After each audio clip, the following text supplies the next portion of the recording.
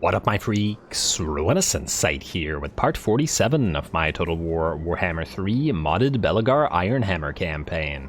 So as we saw last time, Angrund Iron Fist debuted against an army belonging to Azag's faction. Not Azag himself, but still a decent little army that we did manage to destroy. This leaves both Karak Eight and Karak open for attack, and then hopefully Kazakit-HA right after that. The guy only has 3 territories, and if we can take him out here, we will be free to attack the Darklands, Orcs, or the Slaves of Jar, and whatever else is out there. Lovely. Now, in terms of what we gotta do this turn still, well, I guess we can start by having Angrund take out Karak We can also level you up, Mr. Garagrim. You should probably get replenished troops, because there's a decent chance we can auto-resolve this. Let's see. Especially since there's a decent amount of healing available on the Slayers in particular. Ooh, before I forget though, Garagrim, you, unlike Angrund, are basically unarmored, which means what we can do is get you, where is it here? Master Rune of Gromrel, currently used by Thorac, but it's fine, he has 200 armor. And oh, you're not able to use runes. Huh. But are you actually not able to use runes? Or is it just buggy? Wait. I feel like I've seen that issue before and it... okay, now it's back. Pfft, okay. Fair enough. Master Rune of Gromrel, yes. Alright, now he's got 60 armor. Very, very nice. Makes a big difference for a Slayer, even if he doesn't look like he has armor. But I think there was a text about something like his skin is super tough. Yeah, his skin has toughened beyond that of a normal dwarf, allowing him to battle through terrible wounds. So if we give him a few more armor pieces, we should be able to get him up to like 100 armor, and that will be a strong, strong Slayer. Beautiful. Alrighty, now in the meantime, you guys, we should probably also give some items and stuff to all of you. Well, we can also do it later. Yeah, I'll figure it out later. It's not necessary right now, simply because this is not going to be a difficult battle. Can we auto-resolve? Yes, we can. A little bit of damage, but with all the healing that you have available to yourself, another Dwarf Bride, though Angrund himself does not currently need it, you can keep the Stone Mason, but the Dwarf Bride can be given to somebody who actually increases income from places. Constructor Furbrow already has one, unless I'm mistaken, so I guess we could do one of the Constructor Morgrimel's units. Oh wait, they can only be given to Lords, can't they? And you already have one. Unless I'm mistaken, I gotta double check. And Dwarf Bride... Oh, no, they don't have to be given to Lords. Alright, well then you can have it. Constructor Morgamel's moving around in civilian territories, after all, and anyway. Alrighty, similar to Angrund, Cazador, you're also gonna go in. I still have not completely decided whether to venerate Grimnir, but we'll probably still venerate Grimnir. These are going to be our 2 Slayer armies, even though they're going to be fairly different from each other. And the other option would be to venerate Smednir again. I mean, if the thing is, if we're using Slayers, we pretty much have to venerate Grimnir. Screw it, just venerate Grimnir as well. Alrighty, and that'll at least reduce the upkeep cost of these Slayers and buff them up slightly. Now, what do we have in terms of the enemies at Karak Eight? Decisive victory, low depth. Really? It's gonna kill this unit? Alright. Well, you know what, there's a decent amount of orcs there, so we could probably actually fight that. It might not be a difficult battle, but it could be worth fighting. Next up, well, this is definitely going to be a battle, and we're definitely going to fight that in a second. And there was a thing that I was talking about doing last episode. So last episode we did a defensive alliance with Goldtooth, and the reason I wanted to do that was, in my experience, the AI will absolutely not join a war against you when it's already weak and its allies much weaker. So Goldtooth is dying, and what we're going to do is take this opportunity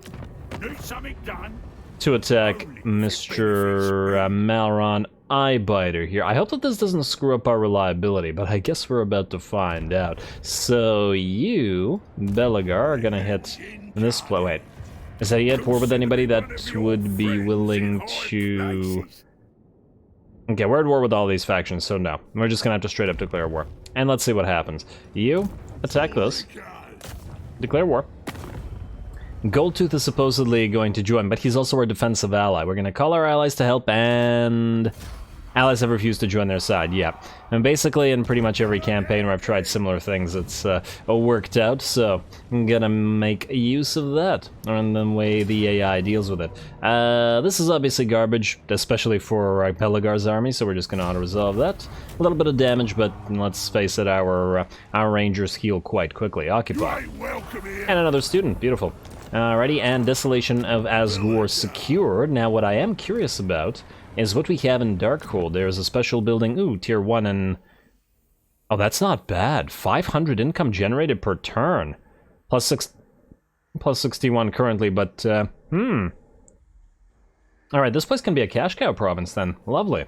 I was not expecting it to be that good. Alright. We're gonna go for Masters of Steel and Stone. We're gonna pop that Darkhold and level it up immediately, and then hopefully... too bad you can't rush it, like you can with the Chaos Dwarfs. Maybe you guys could go just a little bit more Chaos. And then, yeah, we'll build that up and make money in this particular place. I guess we will... now we can start building the iron mining pit and public order. Well, let's not collect income. Well, actually, we can collect income for a turn or two while Belegar is here. I mean, why wouldn't we, right? And then I guess we'll build a refectory as well for the public order so that we can keep collecting once Belegar is gone. Although it will mean sacrificing the barley field, that's fine. Alrighty, next up, Thorac. You are in fact in range of the Fortress of Vorag, but you're also in range of Ashridge Mountains, which I think is probably the better place to be. And the reason for this being, we can join your army with this guy. So, Thorac, you're gonna siege this. If you want something done right. Recruiter Logazor, get ready to move out there as well. You're gonna go here. Alright, and Pyrrhic Victory for now, so you can give those to, I don't know, this unit doesn't matter. Alright, like so. Then, Thorgrim. I guess we could move Thorgrim to help in, or help out as well, not that we necessarily need to. You, Burnoth, are going to go into, let's say, in camp stance. I can't reach Thorac like that. Okay, fine, regular stance. And you're going to transform all these artillery and these quarrelers. Like so. And we're going to take, let's say, you4 and then you2 as well. And there we go. We still need to take these two. Well, actually, we need to take all the Dwarf Warriors away, but we don't have the requisite number of Quarrelers available as yet. We also got to remember that we got 2 Thanes on the way, and hopefully we'll get 2 Engineers in this army as well. So, assuming that that's going to happen, it'll be 1, 2, 3. And then there will be space for 3 more units, which will be, let's say, 2 Bolt Throwers and 1 more Quarreler. Actually, that feels like it's not enough Quarrelers. Alright, maybe 1 Bolt Thrower and 1 more Quarreler. And 2 more Quarrelers, I mean. Something along those lines. I do still want to have... nah, maybe 2 more Bolt Throwers. I guess we don't necessarily have to have that many Engineers. But they do buff all of these guys. Nah, whatever, I'll figure it out. You, Recruiter Logazor, do you need to help with this? Like, you probably don't. You could actually transfer... you know what? Here's what you can do. Go here. And transfer your troops to Burnoth, and then move off to recruit next turn. And Thorac's going to recruit right now. You are going to transfer all these guys to here, like so. And then you can... well, I guess you can leech XP from this. Are we able to auto-resolve this? By the looks of it, yes we are. Alright, just auto-resolve it. Yeah, okay, barely any damage, lovely. We will occupy the place. Nice, nice. And a free armor fortune and a free Lichbone Pennant, though Burnoth certainly does not need anything but a stonemason. Alrighty, beautiful. Recruiter Logazor, you are going to start moving out, and you're going to move there next turn. You, Burnoth, can just sit there, and Thorac, you can move towards the Fortress of Vorag next. Lovely. Hopefully these guys don't move out and retake the Derpay or something while we're occupied, but, you know, there is a possibility. Next up, you are going to sail out. Would it have actually been faster to go by land? It doesn't matter. You're going to find Grimrindle. You got a long way to travel, probably 20 turns worth of travel, but at least this way we can bypass most of the enemies, I hope. You... I guess we'll save Assault Garrison for next turn. Now, we'll save it for next turn before attacking the fortress here. Thorgrim. I wanted you to get two things. First of all, well, do we recruit them here? It really depends on where we send you next. We could send you up north to deal with Grimgor if we wanted to. But Belegar can do that as well. We probably actually need more bodies to throw at Skarbrand right now. So I guess you could just start traveling down this way. Wait, did we need to transfer anything to you? You have the Hammerers. I don't think anything here needed to be transferred to you. No, alright, you know what? Let's go this way then. You're going to go into, let's say, March Stance. No, you know what? No, don't go into March Stance. I want you to actually recruit this turn. So do this. You're not a recruiter, but your recruitment of artillery should still be very cheap. So you can get 2 more bolt throwers, or no, wait, 2 more grudge throwers. We will replace them as soon as we can with Hellstorms. It's just that we don't currently have them. He's probably going to have like a smattering, like a mix of various type of artillery pieces. We'll replace some of these with flame cannons and with better artillery. But he is an artillery lord plus a hammer lord, so that's what we're going to lean into. He does have 19 out of 20 now, and we're going to pop that Peak Gate Guard in there. And he probably could also use an engineer. What does your runesmith do again? Ancestral Blood Thugny? Alright, well, we'll figure it out as we go. Yeah, we'll get the Peak Gate Guard before he fights. I just don't want to spend the money until they're needed, sort of thing. Next up, Constructor Morgrimmel. You need to move... Wait. You need to move anywhere near here? No, okay, so good. You're going to go down here. As close as you can to the Desolation of Nagash. We'll go back to the Desolation afterwards. Income from buildings plus 58, man, that's insane. Yes, then you build everything for free, so... There we go. Can't wait to get a second engineer corps up and running. Let's get that gem mineshaft as well. Unfortunately, that'll be up and running before we... by the time we leave, but oh well. Misty Mountain. Misty Mountain is where Clan Moors will respawn, so I guess we're going to need the watch room there, and frankly this entire province is probably going to have to be militarized, despite the fact that we have the gem mineshaft here, which will be making tons of cash. Hopefully we can counteract it at least slightly with, I'm just thinking, what if we replace the gem mineshaft right now with the construction site, which is much more expensive to build? Granted, it'll mean waiting a long time to get the gem shaft up and running, including the money that it makes. But this place is already generating money, and this will help out in terms of both income and construction cost reduction. And it's just so expensive to build, generally speaking. It's not that the place is growing very fast. Nah, you know what? Stop. I'm gonna go gem mine. It'll also give us trade capabilities. We can always come back and build the other thing later. Alrighty, you guys are now good. Alaric and Halkenhaf. Let's send Halkenhaf to Karak Asgau. You can defend that against these guys. Or Cricket Fang Fort or whatever. Your army is garbage, but it's fine as it is. Alaric is going to be waiting at least 2 turns for more units, although actually he'll need a lot more units than this. You are going to march on down, hopefully somewhere where it's not attrition-y. Alright, here is the best, so that's where we're going. And I guess we could temporarily send Alaric up here. Once again, well, or they could just work together. That's another option. We will do that. It really depends on where Skarbrand is and, well, where he's going. Anyway, Grimly, you're gonna go down, let's say, here. Or we could go here. I don't know if we are in range of Granty Mingle, but if we are, we may as well take it. You know, try here. You should still heal up because this is our territory. Then we're going to send you, our new engineer, down there. But yeah, it's basically time to start building engineers regardless of the... regardless of stuff. Wait, you're not an engineer, you're a Thane. You are the wrong unit. There's another Thagaraki Slayer. But I don't think we need to send this to anyone up north, so yeah. And we have no more engineer capacity. Wait. Groby Slayer and Thagaraki Slayer do the exact same thing. Weapon strength plus 10. Greenskins, Ogres, Skaven. Greenskins, Ogres, Skaven. Why have different, I have different traits if they're gonna do the same thing. A little bit odd. Yeah, but we still need to mill through these guys, so in that light, we are going to get rid of one of you. Whoever's the least leveled up. Say you. You are what again? Groby Slayer, alright. No Stonemason for you, you're gonna get deleted, my friend, and then you're going to get replaced by another one of these as we continue to mill. Yeah, Groby Slayer is the one we do, and then let's give you his Stonemason. Not the student, although we do have to give the student to somebody.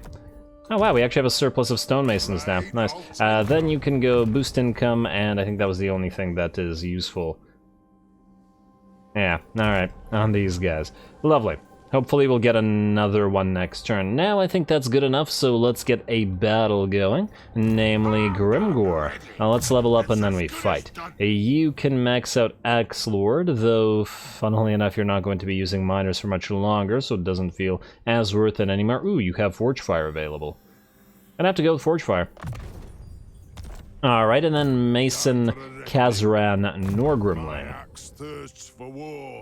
You're not actually supposed to really be an army, just a carrier of units, but for now, you can help out. You have Mason maxed out, yeah, go figure. And you're a Master Mason.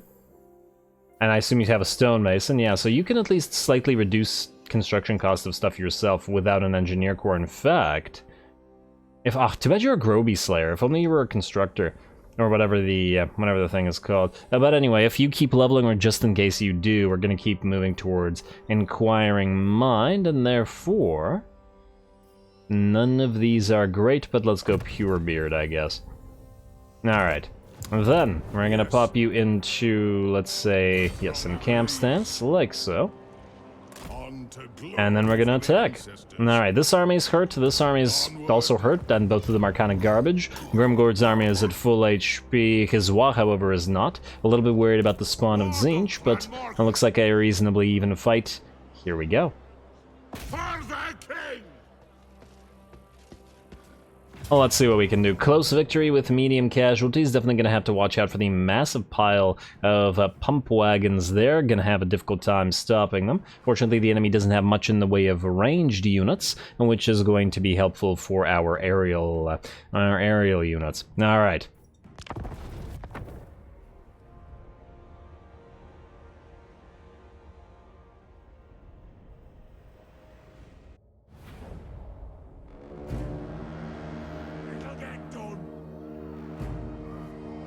Alrighty, here we go. This is looking like it'll be a pretty exciting battle, at least I think so. There's a lot of enemies to contend with, but we have a lot of explosions on our side. That said, a lot of our army is at about half HP, so we do still have to be quite careful. There's also some very decent units in the Wa, namely a unit of Black Orcs and 3 units of those Tzeentchian spawn, which could be very scary, as well as they are going to combine with all those stone trolls that the enemy has. And I do like the fact that the AI has a tendency to build stone trolls a lot more than it does the regular trolls, especially considering a player would probably be doing the same thing by and large in the campaign due to the stone trolls' superiority. Anyway, we are going to wait with these guys a little bit and not move them in. I was originally thinking to harass the enemy army, but considering the Orc-era boys there, I felt like it's probably better not to risk it. And on top of that, we are not bombarding the enemy armies yet because we are waiting for the reinforcements to arrive. That said, our gyrocopters are going to move in and they're going to start this up, at least a little bit. And obviously the brimstone guns are going to target the enemy low model entities, and then the regular gyrocopters will target the others. I do wish that the gyrocopters had fire while moving. They're a little bit slow to fire once they've actually, well, as we can see here, supposed to be firing. They kind of sort of sit there and wait. There you go. Now they finally fire. At the very least, they do decent damage, or when their shots do hit. But nonetheless, the gyrocopters are pretty okay in terms of the damage they can dish out, if they can fire at what they're supposed to be firing. Let's see. What are these guys supposed to be targeting right now? I'm not entirely sure. Well, the regular gyrocopters are killing the enemy archers there at the least. And there we go, and some of those steam shots are hitting the hitting other units, though I don't imagine they'll be all that useful against monstrous infantry. And looks like these guys are now targeting this unit of trolls. Maybe we'll be able to knock a few down. Alright, come on now. And for now, this is probably the only thing that we can watch, as the rest of our army is currently getting into position. Alright, come on, you guys need to get a few better shots off than what you've been doing so far. Maybe against the snotling pump wagons, for example. Yeah, there's definitely a bit of babysitting to do with the gyrocopters, as in the best way to use them is essentially to move them, fire, and then immediately move, and then fire again once they're ready to fire. But yeah, come on, fire already. You should definitely be in range. There we go, firing those brimstone guns now, and dishing out fairly decent damage when they actually fire. The reload on these things, I take it, is pretty darn slow. Well, actually, it doesn't seem that slow. Actually, 7.6, that's really not that bad. They're just quite finicky for when they actually want to try to fire. But once again, when they do, clearly they do their job. In the meantime, the other gyrocopters are annoying the enemy infantry. As we can see, we've killed a decent amount of goblins here, both via bombs and via steam shots. It looks like we've also fairly heavily damaged the various pump wagons with our brimstone guns, and that is their job here after all. Kill the trolls, kill the pump wagons, anything elite or more or less elite, i.e. the monstrous infantry. In the meantime, the rest of our army is finally positioned as it should be. Once again, we are using this little plateau, cliffside, whatever, as our pseudo wall. We also have sort of two lines of miners. First, the unit of miners behind a unit of warriors, then the second unit of miners and the Norgrimling's Ironbreakers, with even more miners behind them, protecting the the Iron Drakes, as well as our piles of, as well as our Troll Hammer torpedoes, who are going to start hammering away at all of these Chaos Spawn. Looks like they did knock some down, but they're not going to kill them as yet. But there's a lot of blasting charges that these guys are going to have to contend with. We're going to have to be careful about them doing a lot of damage to our own units.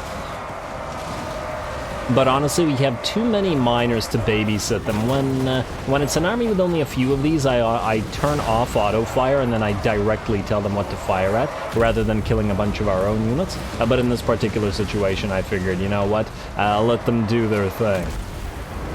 Alrighty, and here come all those monstrous infantry. That's a lot of blasting charges. I don't imagine even the spawn of Tzeentch are going to have too good of a day there. And there's plenty of those Troll Hammer torpedoes coming in as well.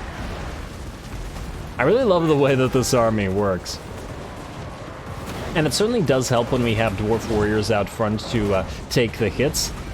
At least until we get Ironbreakers, and it's good that we can keep these Ironbreakers behind, because they can use all of their blasting charges on these piles of enemy infantry, and then once they're done, they can move in. Alrighty, looks like our Dwarf Warriors have been pretty heavily damaged. Our Thane and our Lord are still out front, and let's see how the enemy is looking. And the spawn of Tzeentch are down to about a sliver of HP, and are also taking shots from our gyrocopters with brimstone guns at the same time. The other spawn of Tzeentch is also down to about 15 to 20% HP. Black Orcs are hurt, Stone Trolls are hurt. We're looking like we're doing pretty good, though Grimgor has arrived on the field as well, and we'll be probably breaking through these miners and Dwarf Warriors reasonably fast. Though once we break the enemy main line here, they're piles of monstrous infantry, but we can simply move in the Thane and the Lord, and together they should be able to bring Grimgor down. I'm curious to see how much damage the Troll Hammer torpedoes will have achieved by the end of this. Also, we do have our Thunderers here deployed on a tiny little hill where they can fire over the heads of the other Dwarfen units and get more of those blasting charges into those Black Orcs as well. And I do believe the Thunderers are specifically trying to focus the Black Orcs down. Moved another unit of Thunderers to their sides. Hopefully they can begin to fire shortly, though it looks like they're getting charged by some nasty Skulkers. It's not for long, as said nasty Skulkers will break.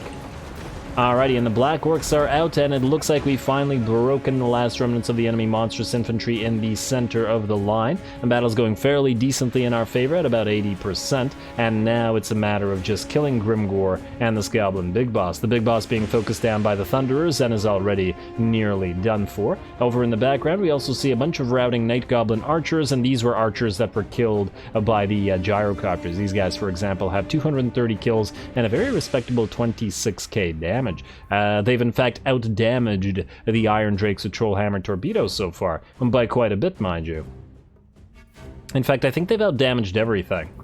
If only it wasn't for the massive amount of babysitting they require, but yeah, the Brimstone guns surprisingly didn't do as much damage as the steam ones, but to be fair, the regular gyrocopters were focusing once again down on basic units, like those gobos, and thus not nearly as fitting. Oh my lord, Grimgor is huge compared to the Dwarfs. Wow. And I know that Grimgor is a big boy, but damn. This guy just absolutely towers. Like I think he's big enough to just pick a dwarf up and bite his head off. Damn. Ah, you gotta love Grimgor though. Alrighty, but he's probably not going to be strong enough to take all those Trollhammer torpedoes to the back of his skull while a Thane and a bunch of other units try to work on him there. And there, oh, look at those Trollhammer torpedoes. And just staggering him as he tries to stand there, and let's see his HP. It's pretty bad. It's down to about 20%. In fact, the rest of his army is shattered by the looks of it. Grimgor is unbreakable, but will be destroyed because of this. Alright, it certainly took a lot to bring the big boy down, though. Alrighty, a few more Trollhammer torpedoes in. They're obviously killing a decent amount of our own units, but they also ripped a Grimgor apart at the end. Actually, just out of curiosity, now you've dealt 18k damage and you have dealt 20k damage. Yeah, very nice. Very nice. Quite a bit more than the Thunderers with Grudge Rakers here, who didn't do all that much. The Norgrimling's Ironbreakers did 17k, though they didn't really have a chance to fight in melee all that much as the enemy main line broke fairly quickly. Out of curiosity, the Brimstone guns are up to 8k and 15k, right? So one did well, the other one expended a lot of ammunition, but probably missed a lot of shots. It's one of the problems of targeting Goblin Wolf Chariots and Pump Wagons when the latter are actually moving around. Kind of hurts the accuracy. Trolls are a much easier target for these guys, though. And there we go. Plus, you also have to count the fact that these guys will continue doing damage as the enemy runs off the field. There is still most definitely value in that, as the dwarves don't generally have good capability for chasing enemy armies off. Too bad they didn't have a giant or an Arachnarok. The 2 units of Brimstone guns would have absolutely been able to assassinate them. I suppose I could have had them target Grimgor, but I think, despite the fact that Grimgor is basically a giant, he counts as a small entity. So yeah, the anti-large bonuses don't work against him. Anyway, lovely little battle. I especially enjoyed their nice little formation here, and all the work from the Trollhammer torpedoes, who did very, very well.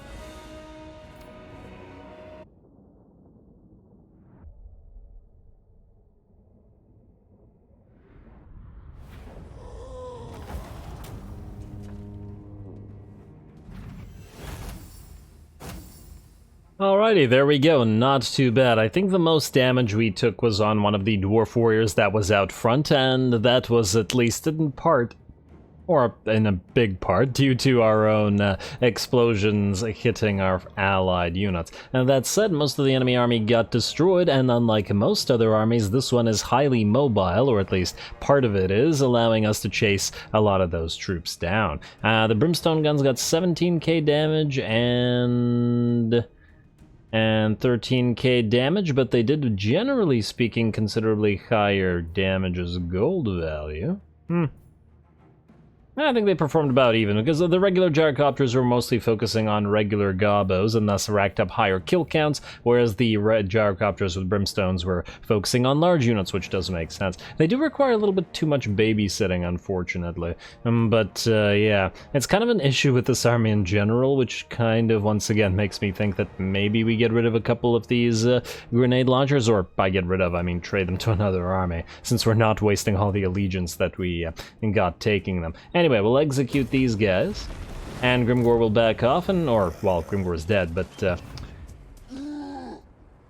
well, let's see, can we still reach them? Yes, indeed we can. Can you go back into regular stance and reach them as well? Yes, you can. Beautiful. Hopefully we can auto-resolve this without losing anything. Go ahead, and it looks auto-resolvable to me. Auto-resolve that. Let's see how much damage we take for this. 35 units lost, not so bad. And this time, no, still 1,000 gold. Nothing crazy, mind you. On the other hand, growth and control, well, we still don't really care about it, at least not in this territory. Nah, still take the gold. Still take the gold, and there we go. Armor plus 10, armor piercing weapon damage. Grimgor's defeat rate is quite nice, but better on Belegar or one of the other fighty lords, rather than these guys. Kazran or Grimling, you do not need that sort of might, that is for sure. And you guys are good. Lovely. Now you can go into encamp stance to heal up a little bit more, and maybe we can go out here and grab Karak Eight and possibly Firemouth as well. You unfortunately cannot return to your other stance, but you can go into Valea's Will and get a little bit of extra control here. And then once again, it's not that we need it, just let it go to max while we're here. Also, Howling Rock, we could upgrade you, but do we really want to pay 15,000 gold for a territory that has a good chance of falling because we're not protecting it?